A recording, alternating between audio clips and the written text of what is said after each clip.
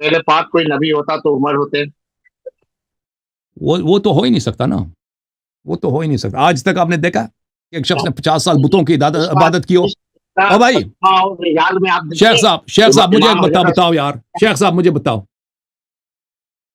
مسلمان ہونے سے پہلے خلیفہ صاحب کا دین کیا تھا؟ بت پرست ہے یا نہیں تھے؟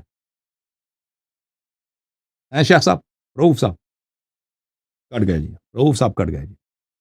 آج تک کسی رؤوف صاحب آپ سے سوال یہ تھا کہ اسلام لانے سے پہلے, کلمہ شریف پڑھنے سے پہلے خلیفہ ثانی کا دین کیا تھا؟ اب وہ کیا تھا کہ مطلب کہ ہم تو یہ بھی نہیں کہیں گے وہ دین ابراہیم پہ تھے.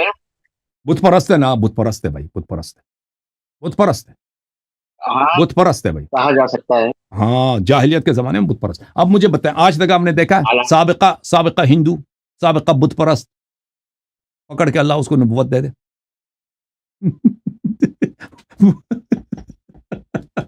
اگر آپ کا یہ عقیدہ ہے کہ ہمارے نبی صلی اللہ علیہ وسلم بھی پہلے بت پرست ہے تو اپنا عقیدہ بتاؤ جی. جیسے ابن تیمیہ کہتا ہے کہ نبی صلی اللہ علیہ وسلم پہلے کافر تھے. حضرت نوح علیہ السلام کا لڑکا تو نبی نہیں بنا.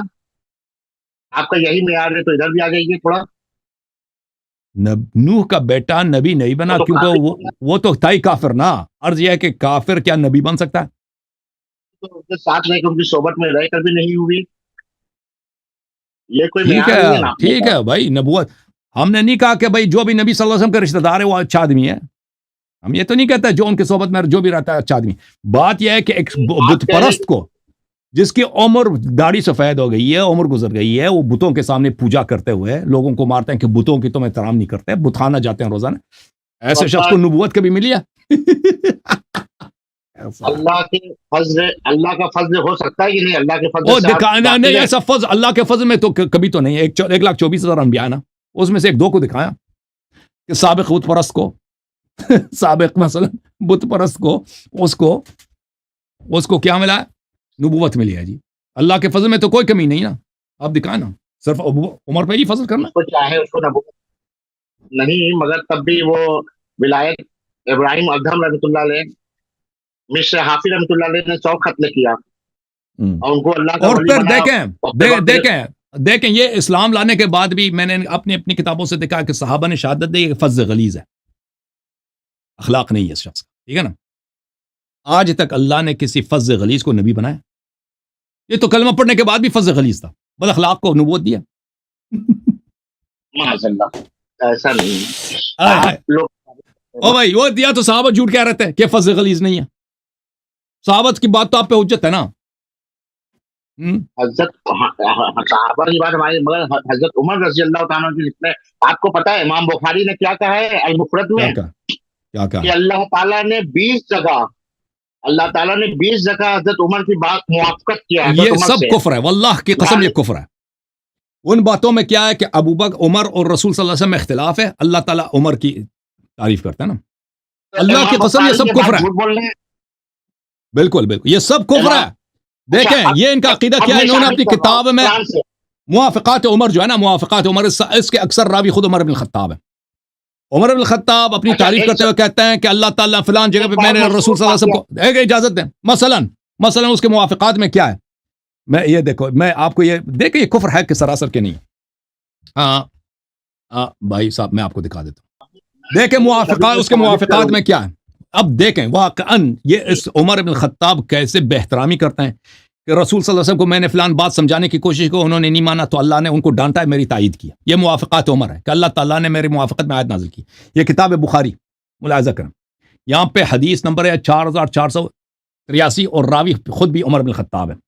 اچھا, کہتے ہیں میں نے رسول صلی اللہ علیہ وسلم سے کہہ دی, یا رسول اللہ صلی اللہ علیہ وآلہ وسلم, یدخل علیک البر والفاجر, آپ کے پاس نیکوکار بھی آتے ہیں اور بدماش لوگ بھی آتے ہیں, فاجر لوگ آتے ہیں آپ کے پاس. لو امرت امہات المؤمنین بالحجاب, آپ اپنی عورتوں کو کیوں حجاب کا حکم نہیں دیتے؟ اس کا مطلب کیا ہے؟ یعنی رسول صلی اللہ علیہ وسلم سے زیادہ عمر کو غیرت ہے.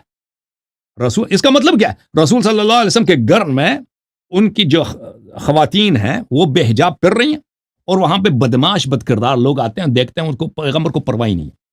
فانزل اللہ آیت الحجاب, تو اللہ تعالیٰ نے میری تائید میں اللہ تعالیٰ نے آئے حجاب نازل کیا. ٹھیک ہے نا؟ تو مجھے آپ بتائیں شیخ صاحب, دیکھو یہ ہے ادب مفرد ہے, شاب دار الصدیق ہے, بخاری صاحب کی کتاب ہے.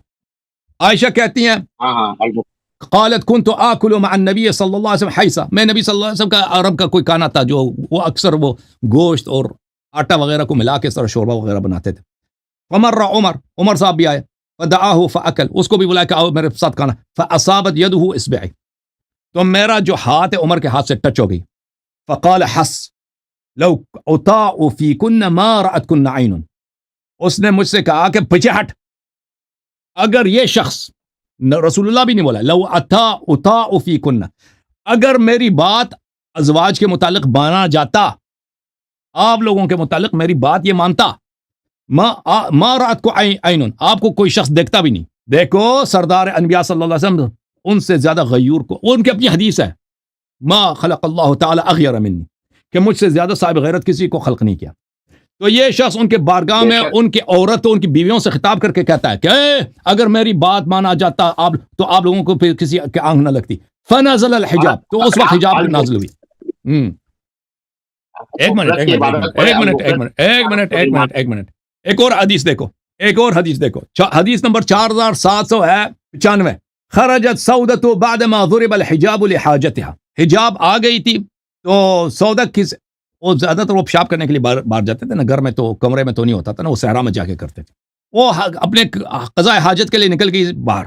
وکانت امرأة ما ضرب الحجاب, حجاب بھی واجب نہیں ہوا, معاف کیا, حجاب بھی واجب نہیں ہوئی, نہیں حجاب بعد ما ضرب الحجاب, حجاب نازل ہونے کے بعد, معاف کیجیے, حجاب نازل ہونے کے بعد وہ سودا جو آتا ہے, وہ سودا نکل گئی کسی کام سے, وہ اکثر قضاء حاجت کے لیے. وکانت امرأة جسیمہ, اور وہ ایک چاق چوبند خاتون تھی. لا تخفى على من يعرفها, جو بھی ان کو جانتی تھی, پہچان جاتی ہے, وہی یہ سودا ہے, ان کے چلنے کے انداز سے, ان کا جو ہیکل ہے اس سے.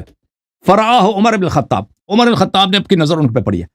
فقال یا سودا واللہ ما تخفین علینا فانظری کیف تخرجین, کہا کہ اے سودا تو ہم سے چھپ نہیں سکتی, ہم سے پوچھتا نہیں, تو اچھی طرح سے دیکھ لے تو باہر کس طرح نکلتی. اور بھائی کسی کو حق ہے, اس کی بیٹی تو نہیں نا, کسی اور کی بیوی ہے, کس نے اس کو حق دیا کہ اس طرح نبی صلی اللہ علیہ وسلم کی بیوی کے خطاب کرے, کس نے اس کو حق دیا؟ مطلب یہ بھائی آپ دیکھو بھائی, نہیں شیخ صاحب اجازت, اگر کوئی گلی کا آدمی آپ کی بیوی کو اس طرح خطاب کرے, فلانیہ تو جو باہر نکلتی ہے نا تو پردہ تیرا ایسا ہونا چاہیے, سب لوگ دیکھ, تو آپ کو اب برا نہیں لگے گا؟ یہ شوہر کے لیے بےغیرتی کا مقام نہیں ہے. اللہ کے رسول نے سب سے زیادہ سجدت کو اپنایا ہے. کیا سمجھا ہے؟ پردہ ہے تو ان کے لیے سب سے زیادہ ہے. یہ توہین ہے بھائی, یہ توہین ہے. نبی صلی اللہ علیہ وسلم کی بیویوں کو ان کے ہوتے ہوئے کوئی دوسرا نصیحت کرے حجاب پردے کی, یہ نبی کی توہین ہے, ان عورتوں کی توہین ہے. یہ اس کا مطلب ہے کہ یہ نبی صلی اللہ علیہ وسلم سے زیادہ شریعت جانتا ہے. بھائی نبی صلی اللہ علیہ وسلم کو پرواہ ہی نہیں ہے نا. قرآن میں آیت جو اتنی 20 جگہ اللہ نے ان سے موافقت کی ہے, کیسے کی ہے؟ عبداللہ یہ سب جھوٹ ہے نا, عرض کر رہے ہیں یہ جھوٹ ہے. قرآن کی مفرد میں امام بخاری جھوٹ بول رہے ہیں.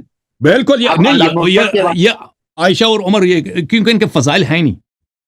عمر کے پاس نہ فضیل علم ہے, عمر کے پاس نہ کوئی خطبہ ہے, نہ اس کو کچھ آتا بھی نہیں ہے. دیکھیں یہ تیمم اس کو آتا نہیں تھا نا, جنگوں سے بھاگ جائے, انہوں نے فضائل جو بنا دیا نا, ہاں فلان جگہ پہ اللہ نے آئے میری وجہ سے نازل کیا.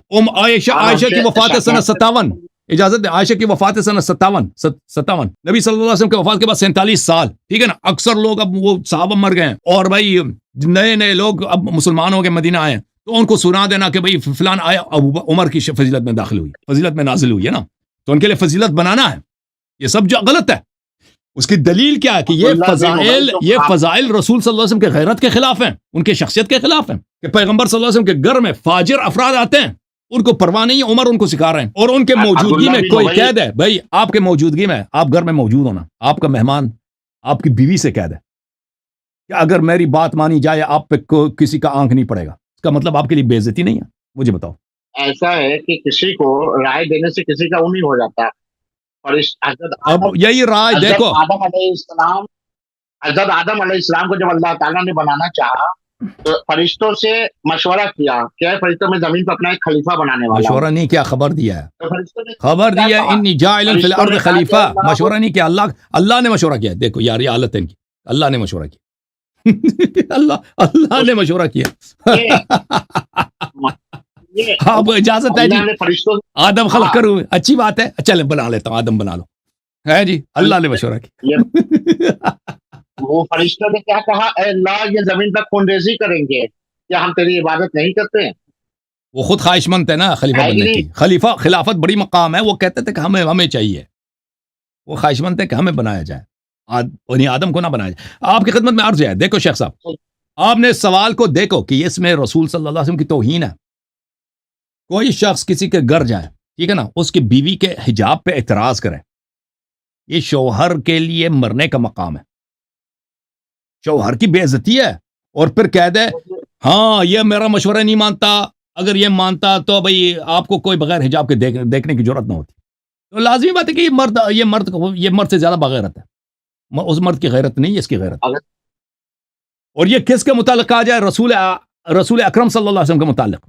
تو یہ روایتیں جو ہیں، عمر کہہ رہے کہ اللہ نے مجھ سے موافقت کی، اللہ نے میری تائید میں آیت نازل کی ہے، یہ کیا ہے؟ یہ سب کے سب جھوٹ ہیں. کیونکہ اس کا نتیجہ کیا کہ یہ رسول صلی اللہ علیہ وسلم سے زیادہ سچے تھے، زیادہ غیرت مند تھے. اصل واقعہ کیا ہے؟ نزول حجاب کا دیکھو اصل واقعہ، یہ سب جھوٹ تھا کہ بھئی ان کی وجہ سے اللہ نے نازل کیا.